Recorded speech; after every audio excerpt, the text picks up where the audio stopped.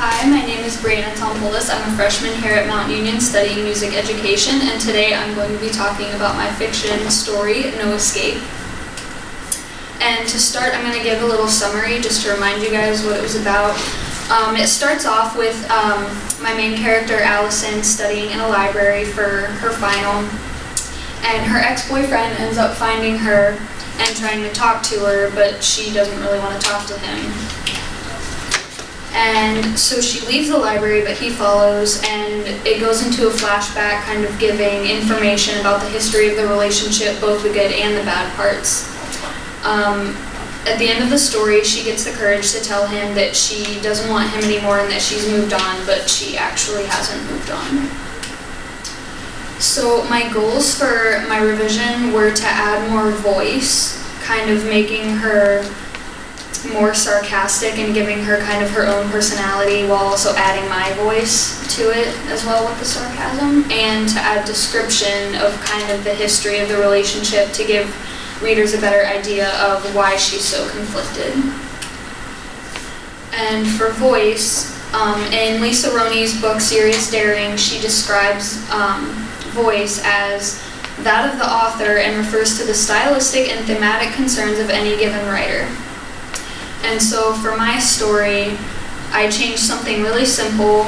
In one part, it originally reads, the most romantic part of this phone breakup was that just 2 days before we were still talking about the kind of house we would buy, how many kids we would have, and all the places we would go, and I decided to change the word romantic to perfect to kind of increase the sarcasm in the story.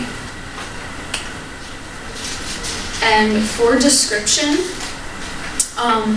Roney describes description as the originality of your voice and vision can be greatly strengthened by your descriptive powers. So it adds a lot to the story with more images. It kind of gives readers a better idea. And I just added description about the history of the relationship. She says, I suddenly remembered all those times I angrily walked away from him only to have him run after me. He and I would argue stubbornly until the problem was solved. On those rare occasions, he didn't blame me for everything like he normally did. Whenever he fought selflessly for us, I actually felt wanted. So this kind of shows more of a good side to her ex-boyfriend and why she feels so conflicted about leaving him versus going back to him. And the other really big part of description that I added was towards the end, whenever he tries to convince her that they should get back together. And she says, all I can remember was how it felt when we cuddled under a soft forest green blanket, watching chick flicks just to make fun of them. I remembered the vacations we took to the beach during the summer, how we wrote our names in the light brown sand, and how happy we were in the pictures. I remembered all the times I didn't leave his room with bruises and scratches that throbbed all night. And this also allows the reader to to understand why she's so conflicted about going back to him. Because on one hand, he's abusive both emotionally and physically, but there were also really good things in the relationship as well.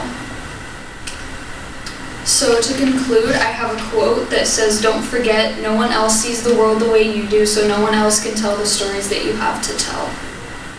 And there's my works cited. Thanks, guys.